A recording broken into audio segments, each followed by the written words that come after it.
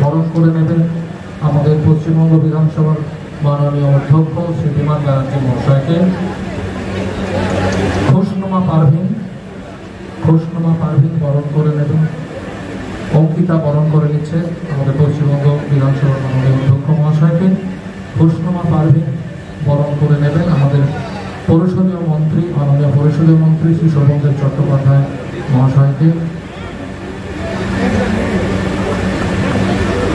শ্রুতি গুহ ঠাকুরতা বরণ করে নেবেন আমাদের পশ্চিমবঙ্গের মাননীয় উপাধ্যক্ষ ডক্টর আশিস ব্যানার্জি মহাশয়কে।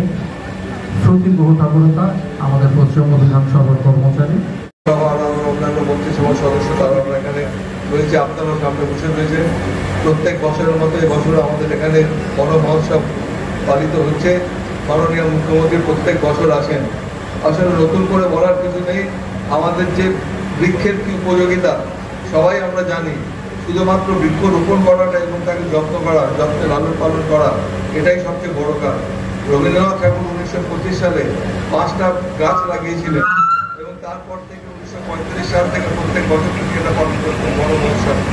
আমাদের ভারতবর্ষে প্রত্যেক বছর বড় মহোৎসব উৎসব হয় এবং পশ্চিমবঙ্গ বিধানসভাতে এবছরে আমাদের অনুষ্ঠান আমরা আয়োজন করেছি এবং আমাদের মাননীয় মুখ্যমন্ত্রী তিনি উপস্থিত রয়েছেন। আমাদের তিনটে দেশ থেকে কনসাল জেনারেল এসছেন। Actually the consul general of Russian federation, consul general of Australian consulate general, consul general of People's Republic of China, they are also present. I heartily welcome you all here on this auspicious occasion. That is all function which are organized by our staff of the Bengal Legislative Assembly. Please wait and see. Now I request the Honorable Chief Minister to say something on this occasion.